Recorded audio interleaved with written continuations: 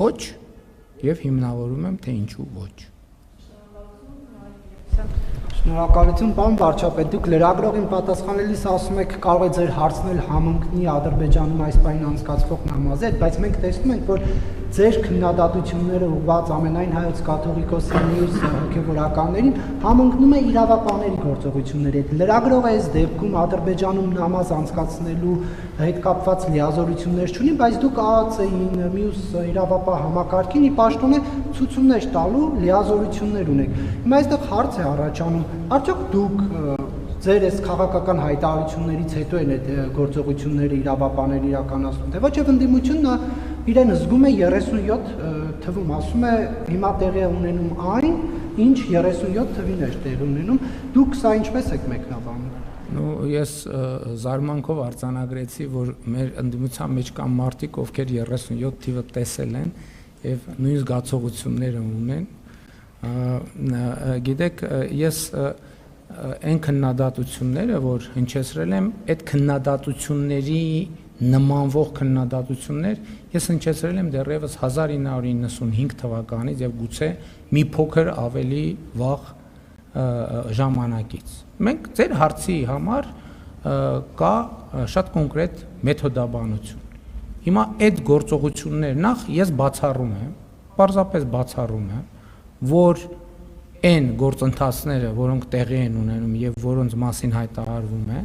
դրանք որևէ կերպ դուրս լինեն իրավական ընթացակարգերի եւ օրենքի շրջանակներից։ Ես դա պարզապես բացառում եմ։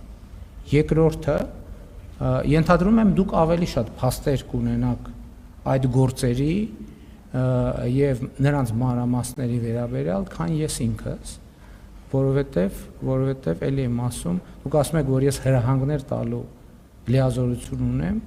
ես ոչ բոլորին հրահանգներ տալու լիազորություն ունեմ,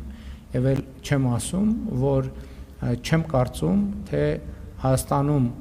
կան պաշտոնյաներ, ովքեր պատրաստ են ապօրինի հրահանգներ իրականացնել։ Հայաստանի Հանրապետությունում պետական ինստիտուտները գործում են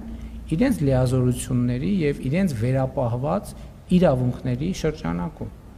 Նույնիսկ եթե հրահանգ տրվի, ով է այդ հրահանգի ապօրինի գործողության պատասխանատվությունը, ով է վերցնելու։ Չկա նման բան պարզապես չկա նման բան։ Եվ էլի, գիտեք, Հայաստանում մի այսպիսի բան կա, մի այսպիսի երևույթ կա։ Կարող է պարզվի, որ քրեական պատասխանատվությունից խուսափելու լավագույն ձևը ընդդիմադիր քաղաքական գործունեություն ծավալելն է։ Դե դառնում ես ընդդիմադիր, իմանալով, որ դու օրենքի հետ այս խնդրեմն ունես, այն խնդրեմն ունես, այն խնդրեմն ունես, այն խնդրեմն ունես, եւ բան չի պատահի, շատ լավ։ Իսկ եթե այդ հանկարծ ամեն ինչ կբացահայտվի, խնդրեմ իհարկե ամենալավագույն ձևը։ Ես այս վերջերս ասեցի, այդ տենց մի անց կար, որ պաշտոնյա էր մեր ստեղծած կազմակերպությունում, հենց հայտնվեց հետախուզման մեջ, պարզվեց, որ ամբողջ կյանքը ընդդիմադիր ա եղել։ Արդեն սկսեց ուրիշ ձևով խոսալ իմ մասին, այսինքն տպավորություն է, որ տենց 37 թվից մինչև այսօր ընդդիմադիր քաղաքական գործունեություն են ծավալել։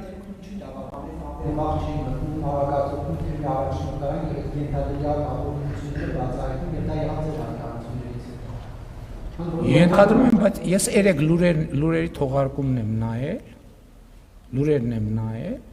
եւ ես իմացել եմ, որ գործողություն հաղորդում ա եղել հանցագործության մասին, եւ հանցագործության մասին հաղորդմանը եղել է արձագանք։ Չի լինում քրեական ընթացակարգ առանց հանցագործության մասին հաղորդագրության։ Ինչու չեն արել։ Ենթադրում եմ հանցագործության մասին հաղորդման բացակայության պատճառով, այսինքն տեղեկություն չի եղել, այտենց չի լինում, որ իրավապահներն ասում են, մեկ էլ ասում են, մտնենք մի հատ այս դուռը տենանք, ինչ կա դռան հետ։ Իհարկե այդպիսի ռեժիմեր ենթադրում եմ օպերատիվ հետախուզական գործունեության մասին օրենքի շրջանակներում կարող է լինի, բայց առնվազն լուրերի երեկվա թողարկման կամ այն ինչ որ ես երեք հասկացա, այդ տրամաբանությունն է։ Բայց դա դուք էլ պետք է իմանայիք, ինչ եք ինձ հարցնում։ Նարեկլունի մեդիահա Պարոն Փաշինյան, իմ վերջին ասուլիսում Հանրապետության երկրորդ նախագահ Ռոբերտ Քոչարյանը